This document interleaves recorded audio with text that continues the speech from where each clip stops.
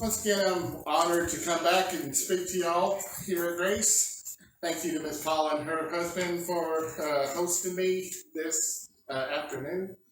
It was very good company, very good food, and I do appreciate it. Ask your attention to Genesis chapter 39. And you say, wait a minute, are we not moving forward? Not today. We're going to go backwards in the story. This morning we talked about how Joseph was dealing with despair, or dealing with being in the waiting room. Now we're going to talk about temptations, because it seems like every time when we are doing in the will of the Father, temptation seems to come our way. I can look back in my life, and whenever I am not following God as I should, it seems like the devil leads me along. But when I start to follow God, that's when the devil seems to try to tempt me. And it could be as something as I'm on a diet, and for some reason or another, the stuff that I just need is down the red aisle. And I know I'm not supposed to be anywhere around that. Or it seems like whenever something happens, the devil puts in my mind, it's all right to do something like that. Back when we was discussing this morning about Joseph and his life, Joseph had been in prison for 2 years before Pharaoh had two dreams. Now we're going to back up before Joseph was in prison. This was right after the brothers of Joseph had sold him into slavery. And in verse 1 of chapter 39, I'll be reading through verse 20, we're going to discuss about the events of what happened while Joseph was in the house of Potiphar, his master. And this is when Joseph was doing good, because we were about to see that, as we found out this morning, God was with Joseph, and that's a common theme throughout Joseph's life, and God was with Joseph. We're going to see that many times in our life, when God is with Joseph or with us, that's when temptation seems to follow. As a matter of fact, the temptation was a very real factor that when Jesus gave us the model prayer to teach us how to pray, when his disciples said, teach us how to pray, our Father which art in heaven, hallowed be thy name, thy kingdom come, thy will be done on earth as it is in heaven. And lead us not into temptation. So temptation happens to us each and every day. Everywhere that we turn, it seems like temptation is standing right at our door, just waiting for us to let them in. So here this evening or this afternoon, I want us to discuss about how to deal with temptations.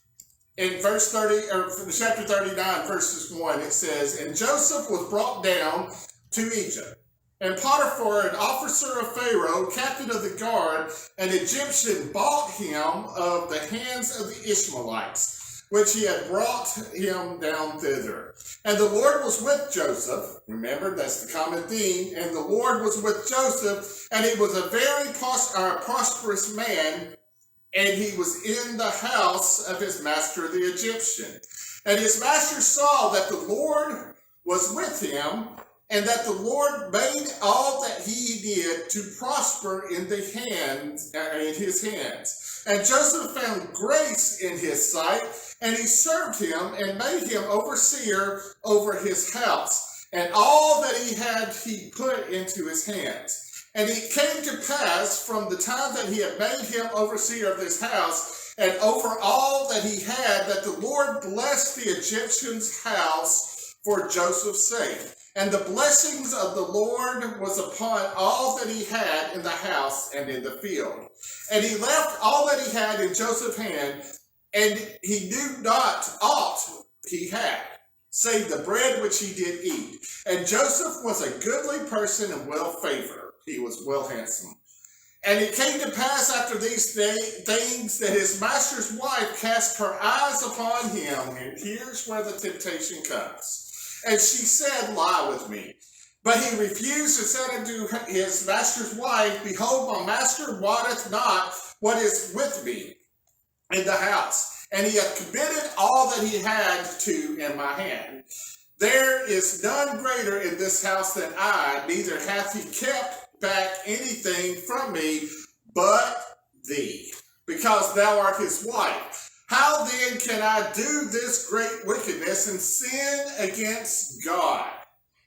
And it came to pass as she spake to Joseph day by day, was not just a one-time occurrence, day by day, that he hearkened not unto her to lie by her or to be with her. And it came to pass about this time that Joseph went into the house to do his business, and there was none of the men in the house there within. And she caught him by the garment, saying, Lie with me. And he left his garment in her hand and fled, and got him out. And it came to pass when she saw that he had left his garment in her hand and was fled forth, she called unto the men of her house and spake unto them, saying, See, he hath brought in a Hebrew to mock us.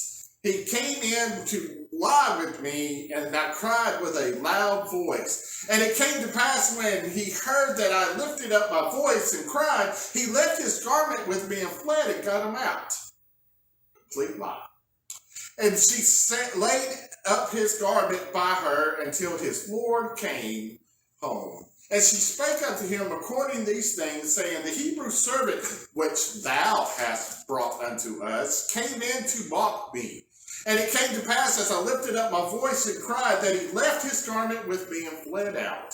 And it came to pass, when his master heard these words of his wife, which he spake unto him, saying, After this manner did thy servant to me, that his wrath was kindled. And Joseph's master took him and put him into the prison, a place where the king's prisoners were bound.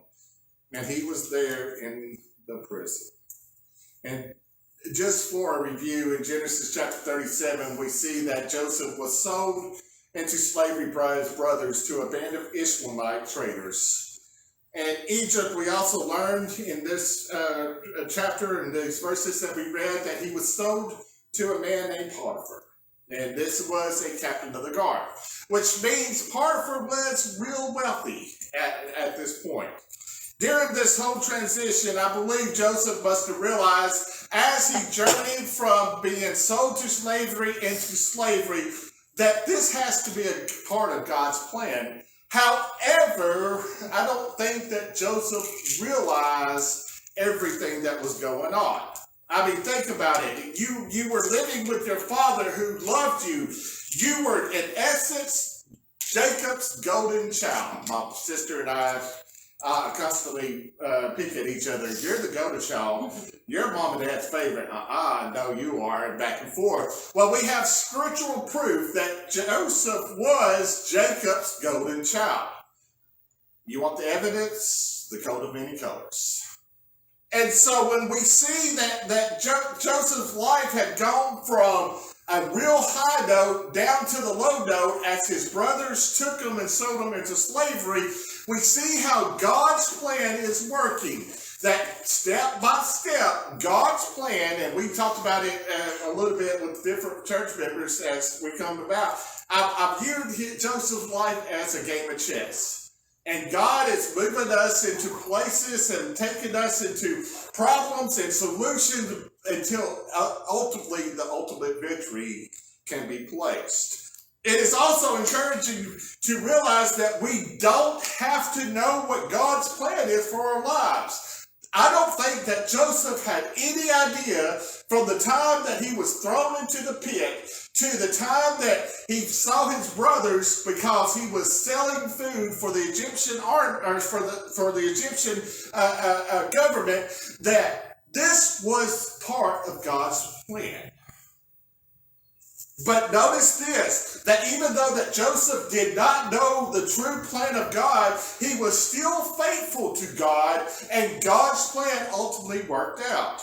Joseph here learned two lessons, that God had a plan for his life, and that his plan required faithfulness on the part.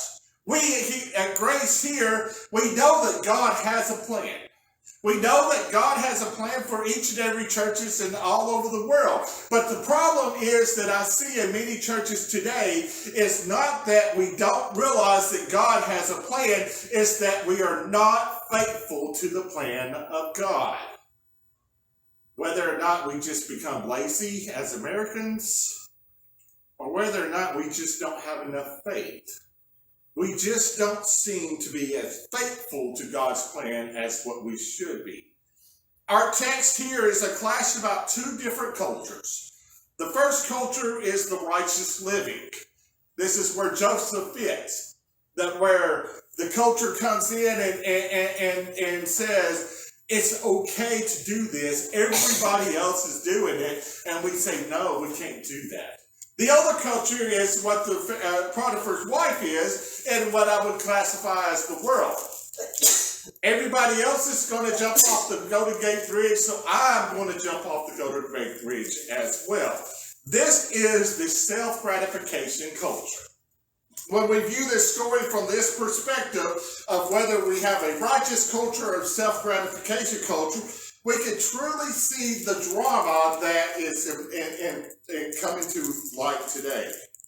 That is still being acted out each and every day of our lives. Because there is a constant clash. And the thing that I can view it as, you see the little cartoons, videos that Donald Duck or whoever the cartoon character is being tempted to do something, and on the right-hand side pops up the angels like, you must not do that. And the other side is the little devil that pops up and says, do it. It's going to be so much fun. Do it, do it.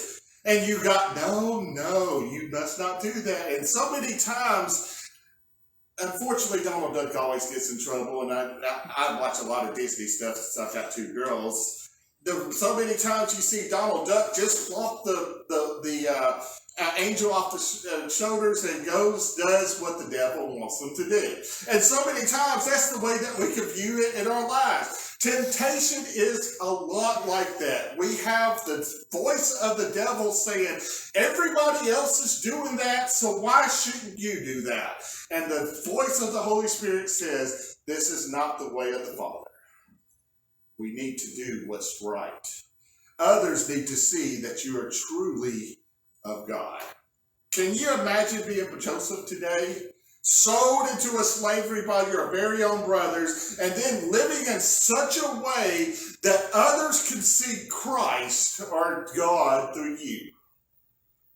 Like I stated this morning, this is one of the things that I'm so impressed by whenever I go view people and visit people in the hospitals. And I, in my mind, and I don't know if this may be a little bit self-righteous in my mind, that I'm going up there so that way I can cheer people up, and then I'm the one who's leaving heart lifted up. As they who are already with God, and you can see the Spirit of God upon them, go up there and cheer me up. Yet Joseph lived in such a way, and look, verse 3. In verse 3 it says, and his master saw that the Lord was with him. So this is what I want us to view from temptations. Yes, there's going to be temptations out there. And yes, sometimes we're going to fall into temptations. And yes, we're going to have to wade into that waiting room of life. But in all of these occasions, this is one thing I would like to be placed upon my gravestone one day. The Lord was with him. First thing I see is in verse 6. Temptation often comes when you least expect it.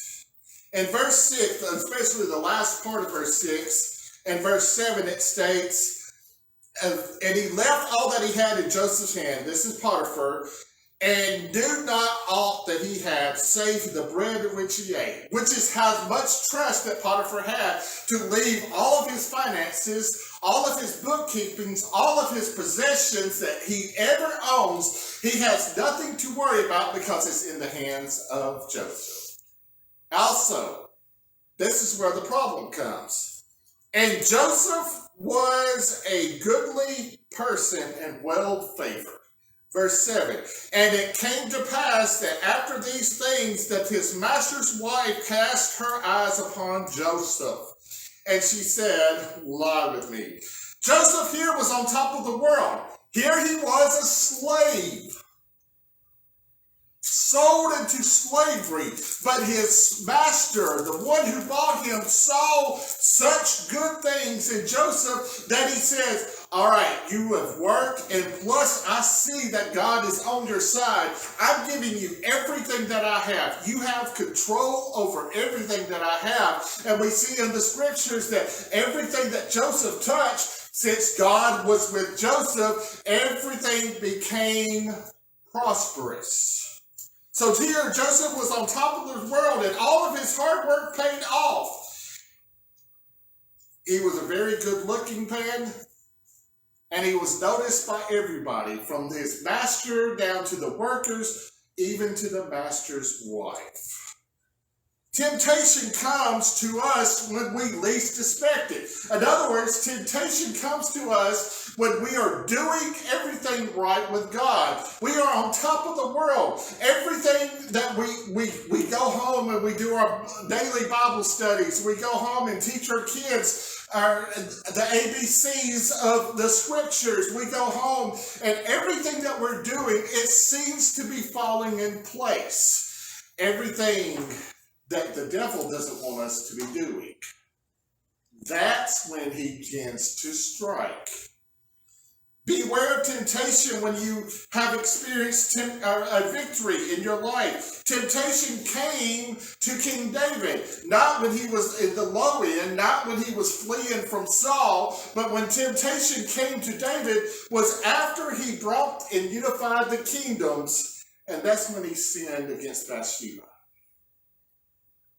The Hebrew language, it has a wonderful way of telling what Potiphar's wife did, how she was tempted by Joseph. It literally says in the Hebrew language that she lifted her eyes at Joseph. In the Living Bible, it says that she made eyes. I can see googly eyes also coming. But what if Joseph was just like any typical teenage male that didn't really pick up on the signals that Potiphar's wife was making? Well, she made it real clear by saying, hey, come lie with me. This is something extremely wrong. But you know, Joseph could have given in to Potiphar's wife. Perhaps he could have even justified it of all the wrong things that was doing. Finally, God was rewarding him. It did not matter to Joseph that she was a lonely or attractive woman. Here's what mattered to Joseph. That this was wrong. It didn't matter what it meant to the woman. It didn't matter what it meant to the master. It didn't even matter what it meant to him. It mattered was, what does it mean to God? And when we come and have temptations in our lives, that's the way that we need to think. How does this affect us and God? Is this going to bring us closer, or is this going to drive a wedge into us? Perhaps we need to stop at this point and establish a truth. Number one, temptation is not a sin. Jesus was tempted in the wilderness 3 times. I'm sure the devil constantly tried to get Jesus to falter, because if the devil knew that Jesus even sinned once, then there was no chance of salvation. Many Christians have felt needless guilt because they've been tempted by Satan, because they have equated to temptation for sin. Joseph did not do anything wrong because this woman, Potiphar's wife, came in to tempt him. Even the Lord himself was tempted. In Hebrews chapter 14, verse 15, he says, and he was without sin. Temptation is a sign that we live in a fallen world. Temptation is also a sign that we are so many times right in the sight of God, and the devil wants to drive that wedge between us and God. Temptation is it is not temptation that matters, but it matters how we respond to temptation. Number 2 I see is temptation always tries to make sin look acceptable. Now, I was doing really good at Miss Paula's house, and then she had to mention ice cream cake. And that ice cream cake looked really good and tempted me, and I did eat, in the words of Adam and Eve. So many times in our lives that we could run or we could skirt ourselves towards sin because we are tempted and we don't flee from it. We need to have our reasons in mind before temptation comes our way. Now, I already knew that if somebody were going to ask me to eat, that there was probably going to be dessert. And I already conceded to the fact that I was going to give in to dessert. Why? Because I really do like sweets, as you can tell by my figure right here. So there are so many times we find ourselves unable to remember the reasons for the temptations later. Why? Because we have placed it in our minds that whenever temptation comes, as in the words in the New Testament, flee from the devil, or resist the devil, and he will flee from you. We need to make up our minds about sin in advance. We need to have that proactive defense already in place for temptation. If we wait until we are tempted, then it's going to be too late. Because so many times it's like a snake. All of a sudden you step over it and you look down and there's the snake ready to strike. Because Joseph had settled these matters in his mind before this happened, he knew that whatever temptation came his way, he was going to be with God. In other words, since God was right there by his side, he had already placed his mind at ease because he was going to place his life with God. Joseph did not hesitate to put down these temptations. The first thing that he did was that he endeavored to reason with the woman. In other words, the Potiphar's wife came and gave him the invitation, and he quickly refused. In verse 8 and verse 9 it says, "But he refused and said to his master's wife, Behold, my master does not know what is with me in the house, and has committed all that I hath in his hand. There is none greater in this house than I. Neither has he kept anything back from me, but," there's the key word, Joseph could have stopped right there, which would have made Potiphar's wife also Joseph's possession. But he didn't. He noticed that what what Potiphar's wife was married to his master. And he also knows the account of the 10 Commandments and all the law about adultery. And he says that everything that my master Potiphar has given to me is everything in this house except for you. Why? Continue on with verse 9. Because you are his wife. How then can I do this great wickedness? And notice how he classifies it as, and sin against God. Notice that he doesn't talk about his master, Potiphar. Notice that he says, I can't do this to my master. I can't do this to Potiphar. He has entrusted me with his entire house, and I can't do that to him. No. His own reasoning is that he does not want to sin against God. The Bible simply says that Joseph refused the temptation. If you're of the opinion that running out of your marriage is a light thing and will solve all your problems, please think about long and hard what Joseph did. He realized that if he gave into this temptation, not only would he hurt himself, but he possibly could hurt Potiphar and his wife. Joseph knew his character. Joseph knew his reputation. Joseph knew that everybody had seen God in him. And if Joseph acted upon the temptation, it would hurt his testimony on God. I don't know how many people I've seen have hurt their testimony because they gave into temptation and sin. Joseph realized that sin is not an alternative lifestyle or an innocent experimentation, but instead it is a wickedness against God. So many times I wonder if that's why we fall into so much temptation as human beings today. We put so many excuses and we put so many downfalls on our lives that we classify as, yes, I know it's sin, but at least it's something positive that's happening to me. Joseph also understood that sin is a primary offense against God. So whenever we look at our lives and we skirt or we flirt with sin or temptation, realize this, that it is, if we were to act upon this temptation, it is a primary offense against God. David later prayed, after he had sinned against Bathsheba, against you and you only have I sinned, and done what is evil in your sight. This is taken out of Psalms 51:4. So notice that whenever we go through life and we have all of these temptations that follow us around, that if we fall into temptation, it is God that we've sinned against.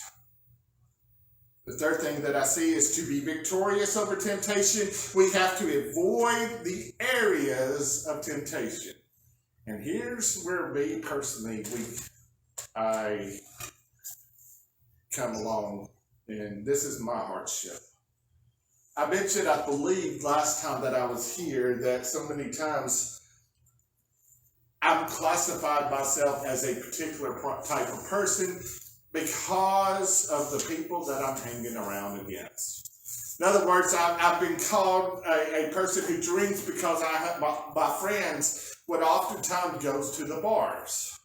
Or I would be called a person who does drugs because the people that I walk around with does drugs, or whatever the situation may be.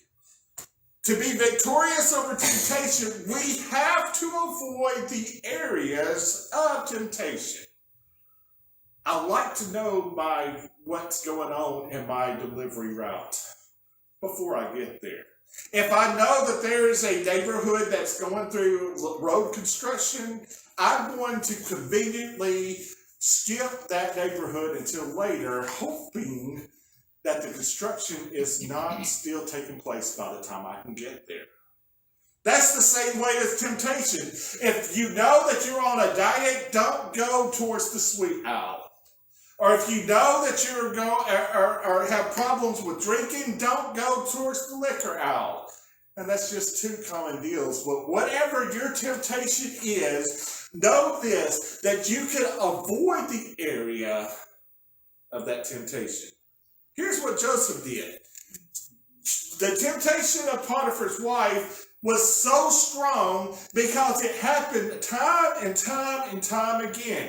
And 4 times in our text that it's mentioned that Potiphar's wife said, "Come lie with me," in verse 8 and 9, 10 and 12. Her requests which sought to bring the two closer contact were refused time and time and time and time again. In verse 10 it says, "And it came to pass as she spake to Joseph day by day, that he hearkened not unto her to lie by her, or even be with her." In other words, if the Potiphar's wife was in the house, he was not going in the house.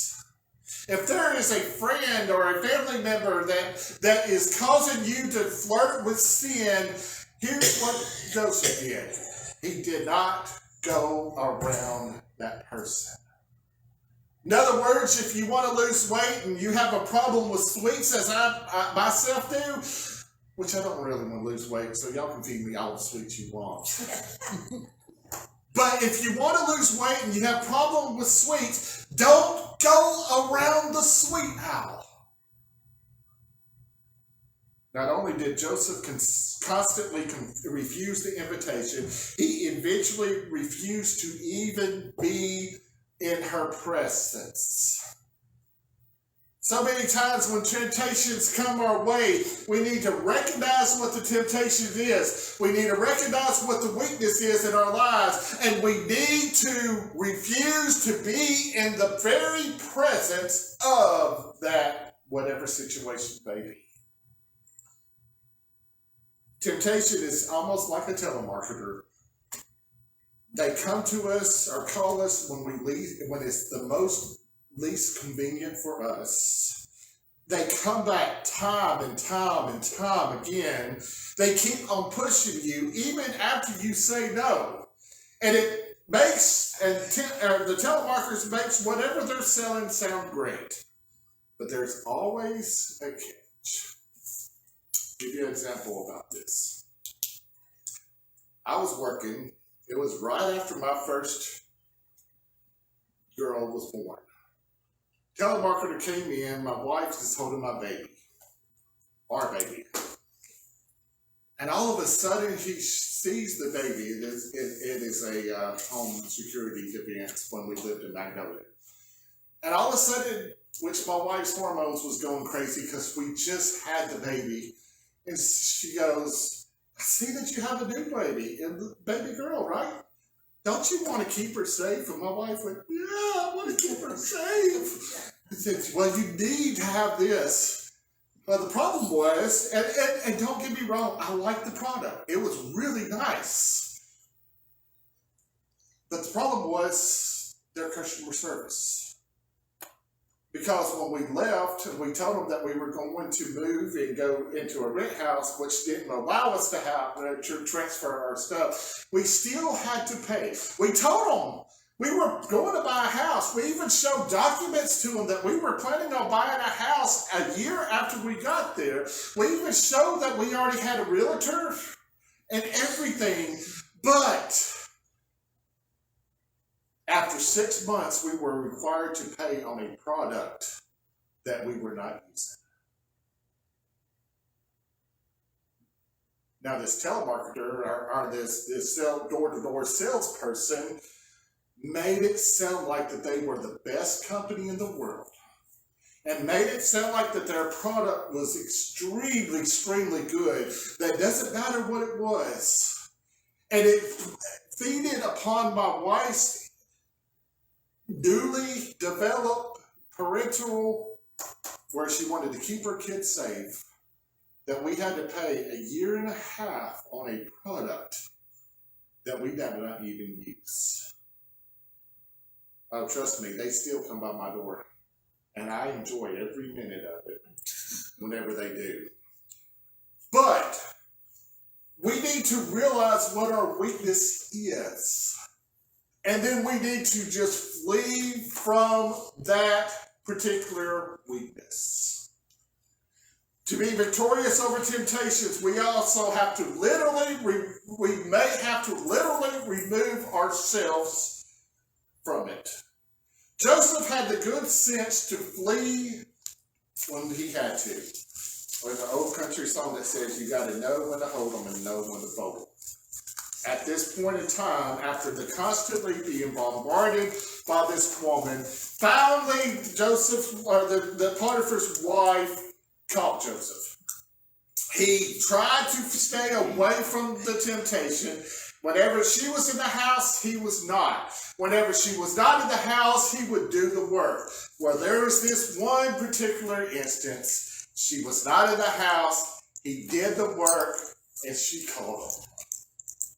In verse 11 and 12, it says, "And it came to pass about this time, when Joseph went into the house to do his business, and there was none of the men in the house within. She caught him by his garment, saying, 'Lie with me.'" So here's what he does. He left his garment in her hands and fled and got him out. Joseph had to run away to get away from this woman. I like the way that the King James puts it, that he left the garment in her hands and fled. The garment is undoubtedly the coffin, the nail in the coffin that was used against him. But to get away from this temptation, Joseph did anything that he could to get away. He ran and left. Nobody else was going to get him out. It was Joseph and Joseph himself. And he was going to do whatever it takes. When temptation comes and traps you, do whatever it takes to get yourself out of that situation. If you have a problem with drinking and you have your friends who like to drink to come along with you, do whatever it takes to get yourself out of that temptation. There was no time for Joseph to reason with this woman.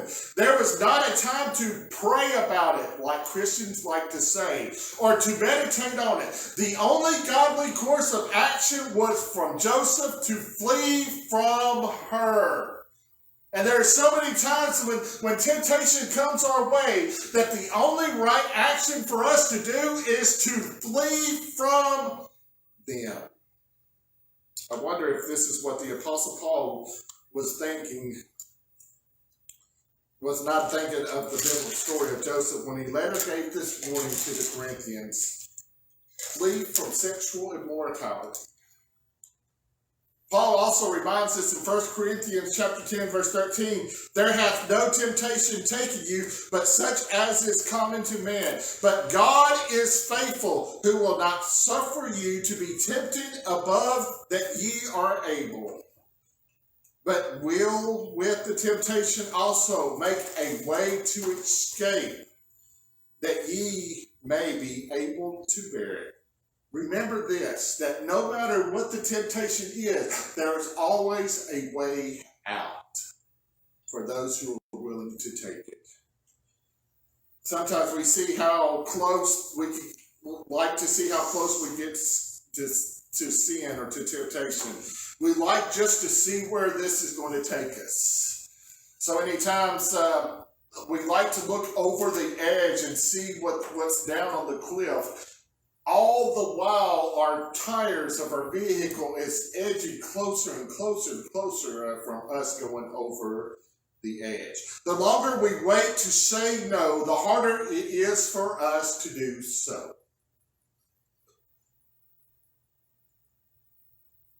Instead of acting decisively against sin, we flirt and see how far and how much we can get away with. The more we play, the weaker we become. In other words, if you have a problem with sweets, but just like the smell of bread and constantly go down the aisle, sooner or later you're just going to accidentally pick up that. Finally, being victorious over temptation will not necessarily make you popular. And it came to pass in verse 13 that when she saw that he had left his garment in her hand and was fled forth, that she called unto the men of the house and spake unto them, saying, See, he hath brought in a Hebrew to mock us. And he came in to lie with me, but I cried out with a loud voice. And it came to pass when he heard that, I lifted up my voice, that he left his garment with me and fled and got him out, which is complete lies. And it goes on that talks about how she told this lie to her husband, Joseph's master, which of course, yes, if my wife lied to me and told me that something happened like that, I would be angry at that person too. And 9 times out of 10, I wouldn't try to get his side of the story. 2 things happen very quickly. Number 1, Potiphar's wife brings a false accusation against Joseph. And number 2, as a result, Joseph was unjustly imprisoned. Perhaps part of her motivation was for making this false accusation was because she wanted to try to protect herself and cover up what she had done wrong. No doubt Potiphar's wife's plan was to make Joseph regret his decision, of not taking on or not quickly cashing in on the advances of her. As often the case, the passion of love can quickly turn to hate. And that's the way temptation is in our lives. Everybody seems to be your friend when you're doing what they want you to do.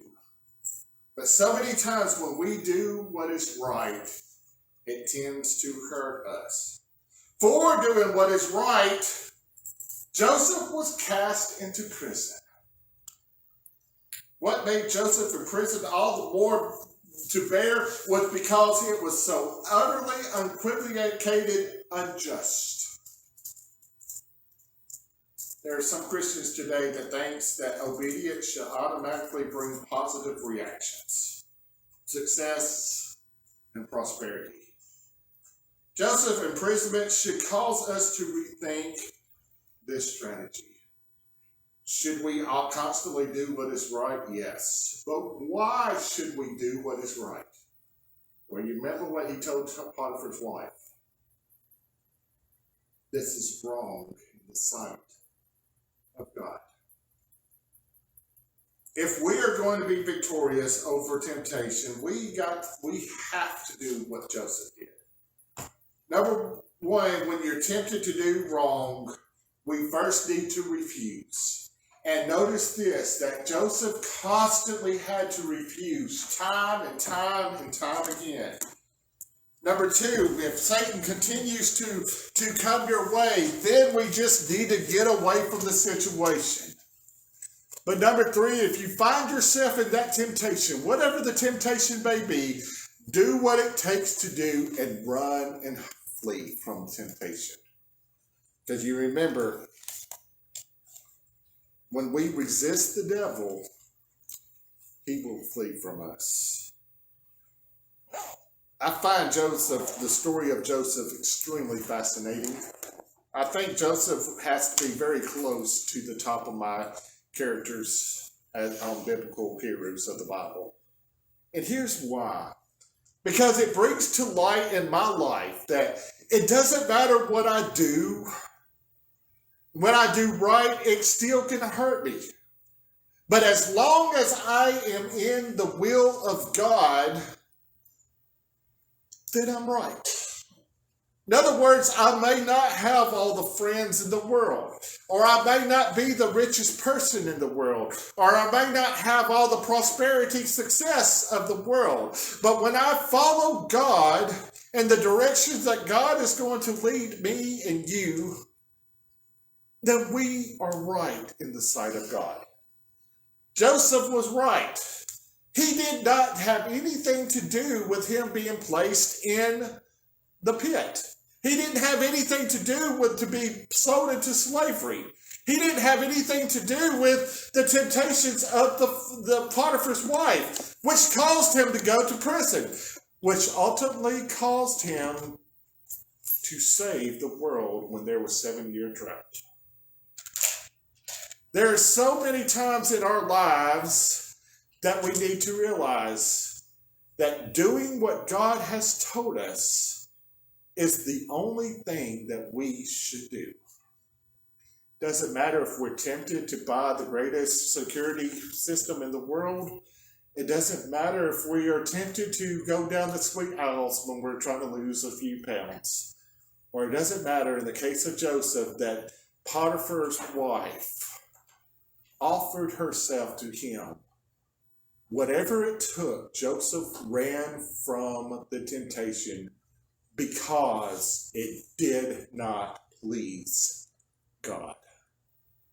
As you're looking for a pastor, I pray that you follow God's will.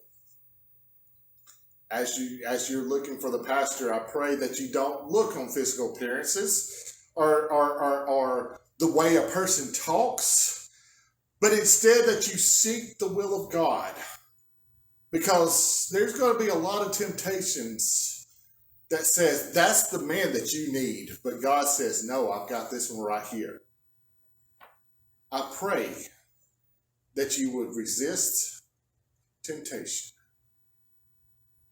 and do the will of God. Father God, we come to you so grateful and thankful that you have given us this day to come. And I know, Father God, that we just have temptations all around us. That there are things that go directly against your word, directly against your will in our lives. And I just pray that we would just follow the examples of Joseph. First, that we will refuse temptation. Then we would just get away from temptation, whatever the temptations may be. And if some way, somehow we're caught up in temptations, that we will just flee from it. Because we know with you and you alone, we can be victorious over any temptation that comes our way. And I pray for this church as they search for a pastor. I pray that you just open their eyes to the right man. Open their hearts to hear, open their ears to hear the right man. And that you would make it known without a shadow of a doubt that this is the man for this church. And I pray that their temptations won't be the flashiest person, or their temptations won't be the well-spoken person, but instead that they would just seek you and the man that you have placed for them. Father God, I just pray that you would just be with us as we go our way homes. And I just pray that you would just lead us not into temptations and deliver us from evil, as the model prayer says. Thank you for Jesus and his sacrifice upon this cross, and I pray everything in his name. Amen.